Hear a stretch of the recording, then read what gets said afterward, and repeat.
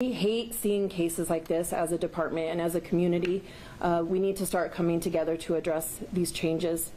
When we responded to the scene, we determined early on that a teenager who lived at that residence was the target of the shooting. We do not believe that the shooting was random. As we looked into it, this individual, as you all know, there was a SWAT call out at the same trailer months earlier, and that was in reference to a separate homicide investigation. Although this juvenile was not the offender in that homicide, he was interviewed as part of that investigation. We also served a search warrant that evening at the residence, and we believe that this is an ongoing dispute between teenagers and juveniles within our community. When we responded to the scene that day, we wanted to make sure to get the community and the media information in reference to the call. What we did not share at that time is that we did have information about Kia Souls, which was key to this investigation. Video from the RTCC and Ring cameras in the area showed that there was 2 Kia Souls that were following each other. I think we all know that that is not a common thing for 2 vehicles to be following each other, the same type of vehicle, that early in the morning. As Chief mentioned a few weeks ago, Kia and Hyundais are commonly targeted by auto thieves. So he immediately asked us to look into what Kias had been stolen and what Kias were still not recovered by the department. We immediately put that word out to our field officers and began looking into all Kias that were stolen. Once again, social media played a key role in this investigation. As detectives identified potential suspects and connections into prior shootings, our analysts were able to make additional connections through their social media accounts. License plates readers also played a role in this investigation. We were able to confirm that the 2 Kias involved in this incident were stolen earlier that morning. We were also able to relate this to other Kias that had been stolen and used in other incidents throughout the city. We want to thank the neighbors in the area and the community that came together and provided home surveillance that helped us to solve this case. When we're talking about juvenile crime, we have 3 homicides this year where the juveniles were suspects. 3 of these cases involved 3 juveniles that were victims this year. What we want to talk about is I have Deputy Commander Jason Giannopoulos here to talk about our VIP program, and that's violence intervention. We do what is called custom notifications, and we reach out to individuals who have been involved in shootings. Like I said, what we're seeing in this incident is a group of juveniles that have been arguing with each other, shooting at each other, and we were able to tie casings to several incidents that involved the same juveniles.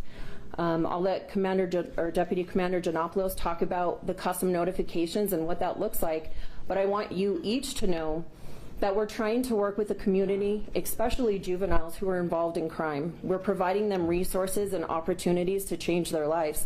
Unfortunately, sometimes they don't take that opportunity, and we will make arrests on this case. As Gilbert said, we have 2 juveniles that have been arrested. There are currently 2 outstanding, and we're asking the community to come forward with information on them. We are also going to continue to look at evidence, and anyone else that is involved in this incident will be brought to justice. And I will turn this over to Deputy Commander Giannopoulos to talk about VIP. Sure. Good afternoon, everybody. So one of my functions with the Career Criminal Section with the Investigative Services Division is overseeing the Violence Intervention Program. So the Violence Intervention Program is based on focused deterrence. Focused deterrence is where we look for individuals who are driving gun violence, particularly here in Albuquerque, as well as hotspots. And then what we need to do is when we find those locations, we make sure that we're putting resources in those locations to try and trend down the gun violence. As to the custom notifications, on a weekly basis, the Albuquerque Police Department holds a meeting in which we talk about the shootings and the homicides that occurred over the past week.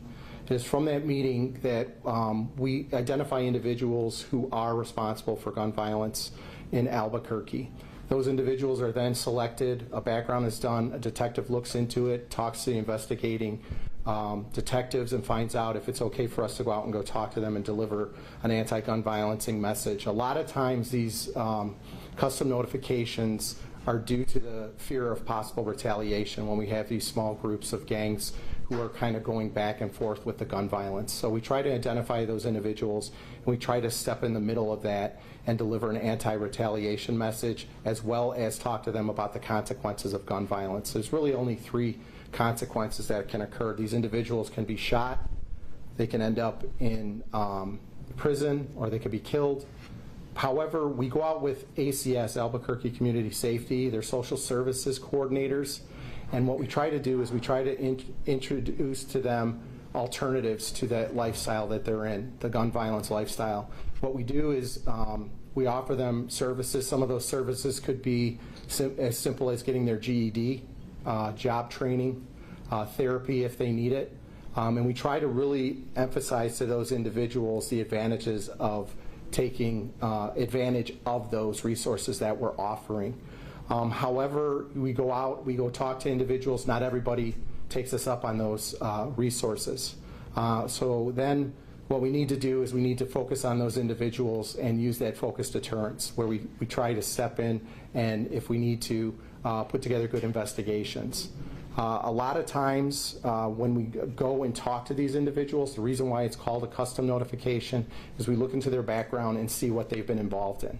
And we try to deliver to them and talk to them.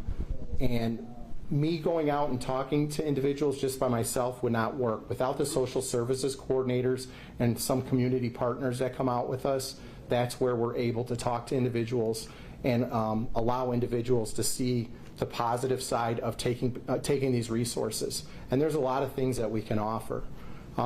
Like I said, though, unfortunately, only probably about 1/4 of those individuals are taking those resources.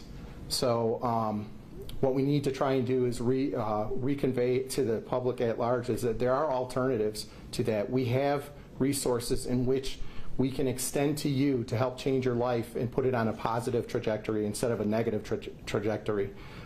Just delivering the messaging, it puts a lot of people on notice that the police department is aware that they're involved in this type of activity, and it's not going to be accepted. So like I had said, we set up these meetings weekly, we talk to our investigators, and we look for the best possible individuals. A lot of these individuals are involved in groups. Traditionally, in the past, we used to call them gangs, but we're seeing that there is a trend where there's these gangs are becoming more and more fractionalized and smaller in nature. So we need to kind of address that small core group of individuals to try and step in and stop the proliferation of gun violence. So. Sure. So you said, of course, only 1/4 of the people who you approach with these custom notifications actually accept the services. So after they don't accept services, is there multiple touches like we talk about with our homeless community, or do they stay on the back burner as you weekly come up with new people, or what happens there? So what we try to do is, if we talk to an individual that doesn't take those services, we look into those individuals that are associated with that individual as well, and we try to go out and talk to those individuals too to try and win over one of them. One of the things that we started doing is talking to individuals that are already facing criminal charges, and just delivering the message to them so they can get that information out. If it's just to one of their friends and it can kind of change that trajectory, it will have an impact within the city of Albuquerque. A lot of times when we do go out and talk to these individuals, there are times when we have to go back and try and talk to them again. It's hard to convey a different messaging, because ultimately what we want them to do is stop the gun violence one way or the other, and we try to emphasize that when we're talking to them. If you keep on this path, you're going to end up in one of those 3 things that I said: shot, killed, or in jail, and we don't want to see that. So ACS does a great job. We go out with individuals that have lived experience, and they're able to connect with those individuals. Sometimes these individuals start in the program and then they kind of move away from it. I do know that ACS goes out there and tries to re-engage those individuals and get them to try and accept those services. So I hope that answers your question. Do you have a number on how many teens you have on that list of people you want to? I know their school-based VIP only helps, maybe 24 kids at West Mesa, but are there teens on the regular VIP list also? Yeah, yes, there are. So when we do deliver to teenagers, we do deliver with either a guardian or a parent that being there. We found that it's very successful when mom is there, grandma is there, dad is there, and they get that messaging. But the fact that they're juveniles is the reason why we deliver to their parents, within their parents' presence. I couldn't give you an exact number as to the amount of juveniles we've delivered to. The age range from 17 to 26 is usually where we're delivering a lot of the custom notifications to. So, is it clear that you need to deliver more?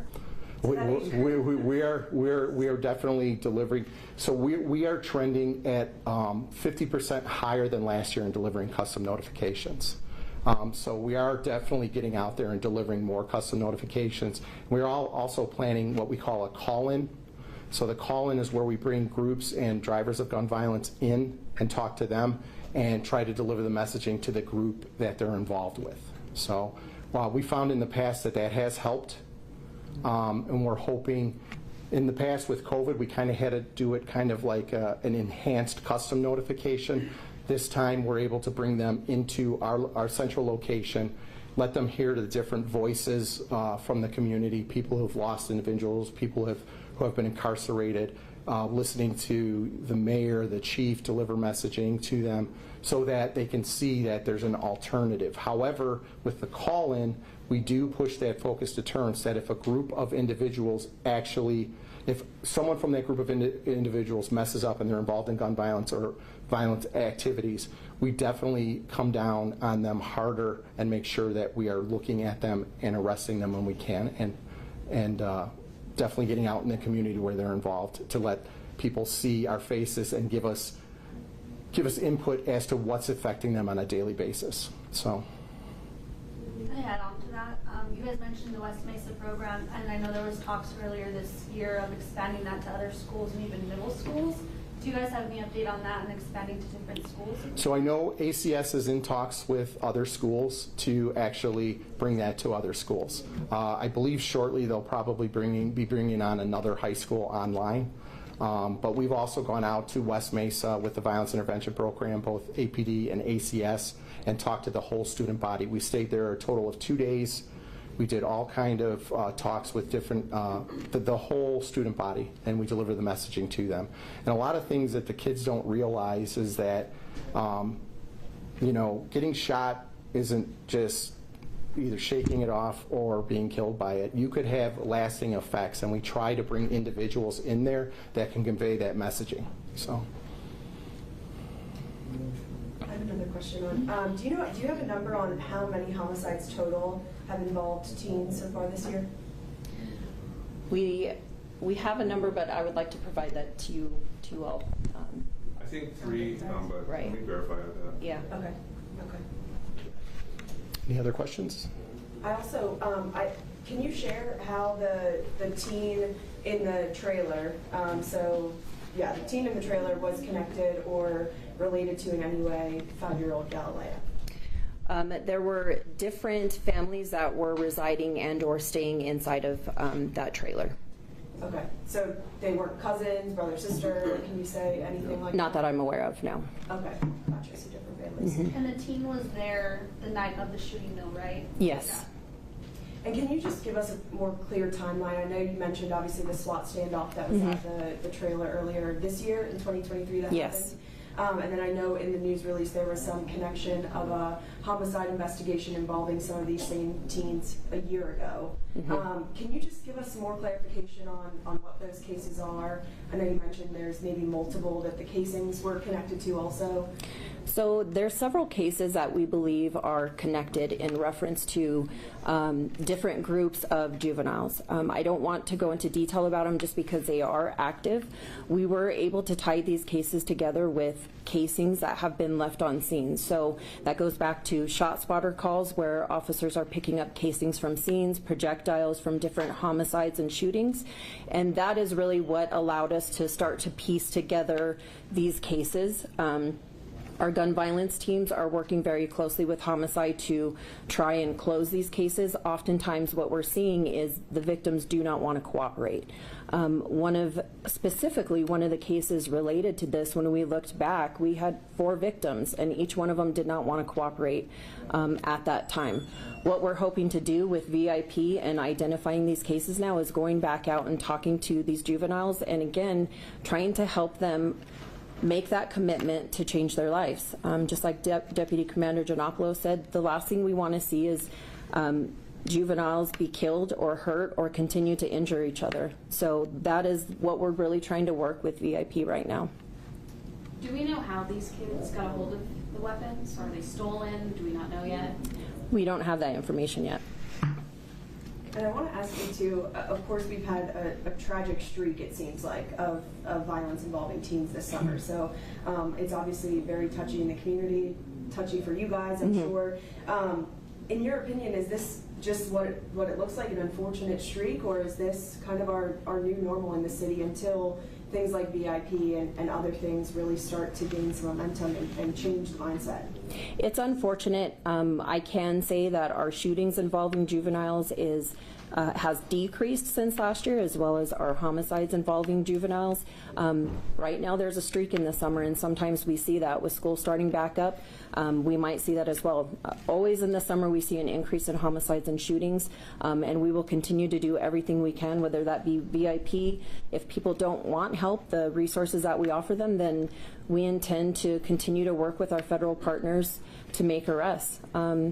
We are part of PSP, and we actually are looking at other counties and what they're doing with juveniles. It's a hard age because we want to see reform. We want to see them do better. And going back to the gun, I know you guys know in this case specifically not how they got them just yet, but in general, like with these past cases in this violent streak Julie mentioned, can you talk a little bit about, like, in those past cases that have already been solved, how those teens are getting their guns?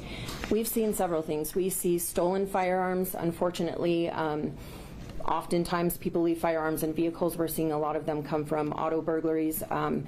Sometimes they pass several hands, and the history there, the length of time, we don't really know how it ended up in their hands. It's not reported stolen. Other times the firearms belong to parents. It's really all over the board. So just going back to kind of hone in on these teens specifically. So there was a dispute over a girl between Jose Luis Ramirez and the teenager who was the original target. And in this release, it sounds like this dispute is believed to be connected to other drive-by shootings. Can you just give us the scale of how much violence or shootings has been kind of precipitated by this particular dispute among these two teenagers? This particular dispute has a handful of cases that are related to each other, and like I said, we're able to confirm that based on casings and projectiles that are left at the scene. So we are working closely with VIP and our gun violence teams to focus on both groups. They're both involved. Both sides of that. Correct. And obviously there's a big emphasis today on VIP and giving us more information about that. Is there anything else, in your eyes that could be a good driver for change besides this VIP program? We would like to see victims cooperate. We are seeing so many juveniles, like I said, on these cases that don't want to cooperate and will not tell detectives who did this to them. Sometimes that's because of fear, and we recognize that, but that's why we have resources, and we're really trying to reach out and provide them those resources. One thing that we're also looking at as well is Crime Stoppers. We don't receive a lot of tips from juveniles. We didn't receive a lot of tips initially in this case. Younger generations might not know to call 843-STOP or 242 cops to report information. So that's why we're working on getting VIP in the schools, and we also want to look at Crime Stoppers that would be specific to the high schools and the middle schools. And we're really just focusing on getting our officers out there and trying to make those community connections so people feel safe coming to us when they have information. Ma'am, if I may. We've been able to go out with VIP with individuals who aren't cooperating and get them to understand the reasoning behind cooperating. We've had some success with the VIP program, talking to individuals and who then decide to cooperate with the investigations. And we've seen that trending over the last year or so that we've been delivering. One of the things that we look at when we were looking at the shooting reviews, if the individual who is a victim is cooperating with the investigation. And if they're not cooperating with the investigation, yeah, it's a good chance for VIP to go out and go talk to them, you know, and see what we can do to get them, like we've talked about before, on the right trajectory, doing well in society, but also to convey the message, like, we really can't do anything without cooperation. So. Would you describe these teenagers as being in gangs or associated with gangs? We were actually talking about this earlier, and this is going to age me a little bit, but when I came on the department, gangs were, you knew who was in a gang and you knew what they were doing, and what we're seeing with these juveniles, it's groups of teens that are hanging out. They're loosely associated maybe with old school gangs, so to speak, but it's groups of kids that are hanging out and have beefs with each other. Social media is playing a huge role into this. We've talked about how it used to be you'd have an argument and it would be over and kind of settled, but now it's on social media for everybody to see and everybody to continue to start bringing up. So that's what we're seeing with juveniles. And do you just have a message for the general public? I know in this case there were obviously 2 homes that were targeted, an innocent victim dead because of it. That could have been anyone though, right? Let's say they have the wrong house and they shoot up the wrong house or something like that. Do you have a message for the general public when we're dealing with this issue? If you see something, say something. I think we all bear responsibility in this community. If you have kids in your neighborhood who you know might be struggling, please reach out to them. Let's work together as a community to come together and fight violent crime, especially when it involves our youth. I think we owe it to each other. Yes, sir. Do you have a message for guardians and parents? I think, like I said, we need to come together. I am a mother of a teenager, and I would like to think that I know what she's always doing. The reality is I probably don't. But get involved in your children's lives. Find out what they're doing. Talk to their friends. Get to know who they're hanging out with. If they're not at home or if you're concerned about them, look out for resources. Reach out to us. Like I said, VIP, the department, we're here to help you as well. So let's come together as a community and work on this. And I guess the last question I have, these 2, the original target and Jose Luis Ramirez, who were the 2 in the dispute, they're still both outstanding. How much of an effort are police putting into finding this suspect, and is like potential violence possible given that both these 2 are out? I think there's always potential for violence. We are actively looking for them and following up on all leads that we have. So again, I would encourage anybody with any information on their whereabouts to report to us. Before we finish, again, I just want to thank my teams, my commanders who are here. Detectives work tirelessly throughout the week. I know I said that already, but I really want to reiterate how hard they worked, how hard VIP worked to go out and make notifications to individuals involved, our professional staff who are looking at social media constantly and providing information, as well as our federal partners. U.S. Marshals was out that day, and ATF is always stepping up and willing to help us. So thank you. Can you go your first and last names also? I don't know if we have these on the record. It's common spelling. That's all I asked. If you want to just step closer to the microphone. Also. Sure. It's Jason Janopoulos. Janopoulos is spelled Janop as in Paul, Oulos. And then your title. Yeah. Oh, Deputy Commander, Investigative Services